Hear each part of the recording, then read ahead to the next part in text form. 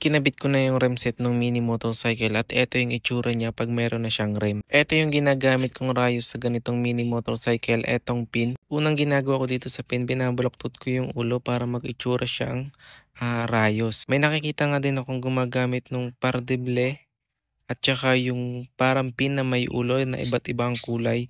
Bali yun ang ginagamit nilang pinakang rayos ng kanilang mga mini motorcycle. Pero ako ito yung ginagamit ko, etong pin. Kanya-kanya talaga ng diskarte sa pagdi-DIY. Marami nga ang gumagawa din ng ganitong mini motorcycle at sobrang gaganda talaga ng gawa nila. Yung iba nga mini motorcycle sa unang tingin, akala mo talaga parang tunay na motor. Sobrang detalyado kasi nung gawa nila at talagang 3D na yung pagkakagawa. At eto nga yung isa sa mahirap, yung pag-a-align nitong gulong. Mahirap ilagay sa gitna yung hub. Tabi-tabingi talaga yung pag iniikot. Kaya nga, isa sa mahirap yung pag-a-align nung ganito. Kaya siguro marami